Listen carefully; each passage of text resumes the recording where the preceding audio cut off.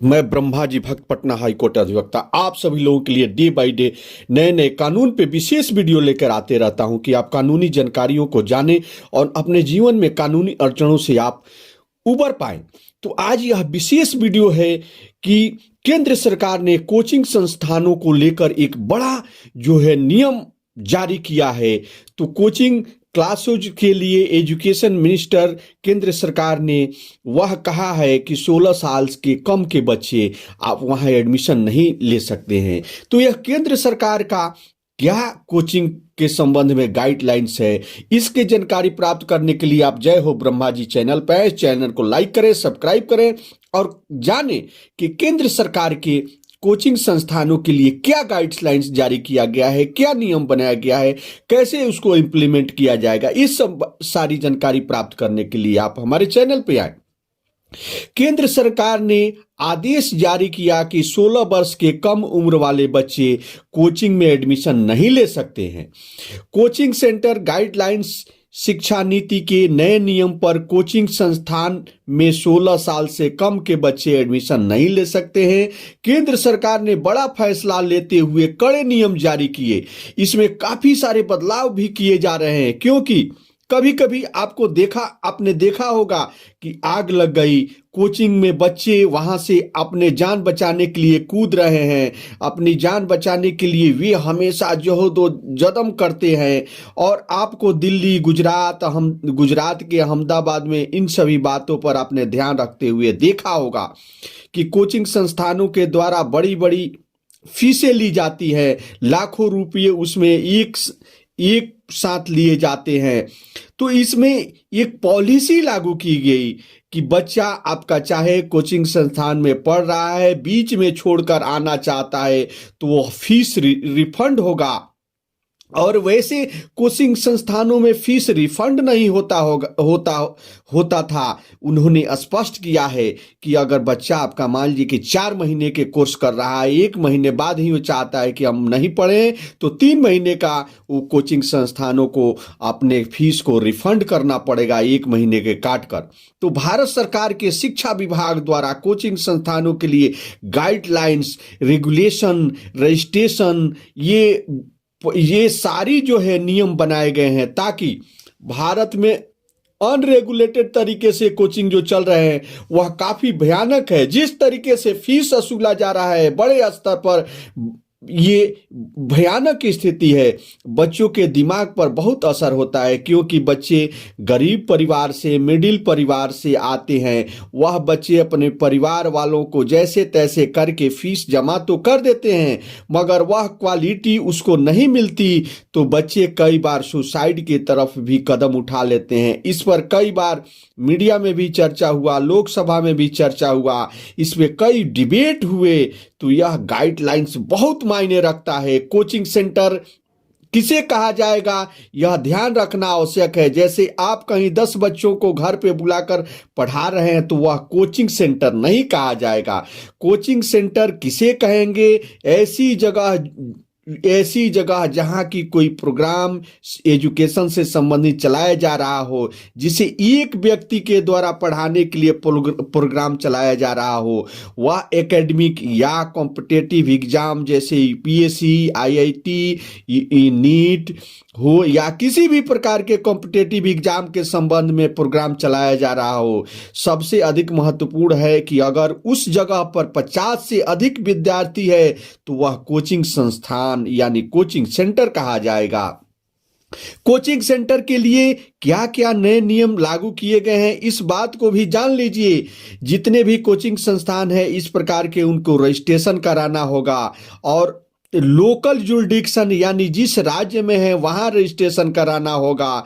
वे paper देने होंगे। अगर एक कोचिंग संस्थान के कई ब्रांच है तो सभी ब्रांचों को अलग अलग रजिस्ट्रेशन कराना होगा। इस प्रकार से एक ब्रांच को लेकर आप कई ब्रांच नहीं चला सकते हैं। और कौन से बच्चे कोचिंग ले सकते हैं, यहां पर भी स्पष्ट किया गया है कि 16 वर्ष के कम के बच्चे नहीं आ सकते हैं। इस नियम का कितना इंप्लीमेंट होता है यह तो आने वाला समय ही बताएगा, लेकिन स्पष्ट किया गया है कि 10वीं पास करने के बाद ही आप कोचिंग में एडमिशन ले सकते हैं। गारंटी नंबर या टॉप रैंक दिलवाएंगे, इस तरह के प्रोमिस नहीं कर सकते हैं। विद्यार्थियों को आकर्षित करने के लिए इस प्रकार के भ्रामक प्रचार नहीं कर सकते हैं कोचिंग संस्थान। इस पे रोक लगाई गई है। जो भी सूचना या teacher qualification, curriculum details, duration, hostel facility और फीस, सारी जानकारी को आपको अपने वेबसाइट पे रखनी होगी, आपको अपने वेबसाइट पे डालनी होगी, वेबसाइट पे देनी होगी। ये सारी जानकारियां आपको स्पष्ट करनी होगी। फीस स्ट्रक्चर गाइडलाइंस में स्पष्ट कहा गया है कि fair and reasonable with details receipt provide, यानी मार्केट रेट के अनुसार ही होना चाहिए। अधिक डिमांड आप नहीं कर सकते हैं, यानी 4 महीने के लिए आप कोई प्रोग्राम प्रोवाइड कर रहे हैं तो यह नहीं हो सकता है कि आपको उसके लिए 1 लाख रुपये का डिमांड कर दें। तो प्रोस्पेक्ट्स में यह स्पष्ट होना चाहिए, कोचिंग के प्रोस्पेक्ट्स में यह स्पष्ट होना चाहिए ड्यूरेशन, क्लासेज जो भी है, और फैसिलिटी है या हॉस्टल फैसिलिटी है या जो भी आपकी पॉलिसी है, या रिफंड, जो फीस रिफंड के संबंध में आपको यह स्पष्ट होना चाहिए। बच्चा बीच में कोचिंग छोड़कर जाता है तो आपको उसका फीस रिफंड करना होगा। जब मान लीजिए कि आपका बच्चा 6 महीने का कोई कोर्स कर रहा है, 1 महीने बाद ही वह कोचिंग छोड़ के जा रहा है, तो 1 महीने के काट कर 5 महीने का आपका उसका फीस रिफंड करना होगा। हर बच्चे को कम से कम 1 मीटर स्क्वायर जगह मिलना चाहिए। बच्चे को ऐसा नहीं हो कि स्पेस है 50 बच्चे का, आप डाल देते हैं वहाँ कोचिंग करने के लिए 200 बच्चे को, तो बच्चे को यह स्पष्ट बैठने के लिए जगह होनी चाहिए। ऐसा नहीं हो कि 1 स्क्वायर मीटर से कम वहाँ पे जगह हो। आपकी बिल्डिंग के लिए सेफ्टी सर्टिफिकेट आवश्यक है, जैसे जो भी सेफ्टी के लिए सर्टिफिकेट आवश्यक है, वे सारी आपकी सर्टिफिकेट, सारी आपकी फैसिलिटी होनी चाहिए। हर एक कोचिंग सेंटर में सीसी कैमरा लगाना आवश्यक है। स्कूल के समय में आप कोचिंग नहीं रख सकते हैं। कोचिंग के प्रति विद्यार्थियों की शिकायत किसी प्रकार की हो, या अभिभावक की हो, या कोचिंग संस्थान की हो, तो वहाँ की लोकल अथॉरिटी के द्वारा उसको शिकायत लोकल अथॉरिटी में की जा सकती है, और 30 दिनों के अंदर उसका निवारण होना चाहिए। उस पर इंक्वायरी कमेटी बैठाई जा सकती है। ऐसा किया जा सकता है। कोचिंग संस्थानों के द्वारा कोई वायलेंस अगर किया जाता है या होता है तो उस पर 25,000 पेनल्टी लगेगी। दूसरी बार वायलेंस होता है कोचिंग संस्थान के द्वारा तो उस पर 1 लाख, और तीसरी बार होता है तो कोचिंग संस्थान का रजिस्ट्रेशन निरस्त कर दिया जाएगा। इन सारे नियमों को सभी राज्यों में लागू, यह केंद्र सरकार ने तो एक अपना फ्रेमवर्क तैयार कर दिया है कि कोचिंग संस्थानों के लिए ये फ्रेमवर्क होना चाहिए, ऐसे होना चाहिए।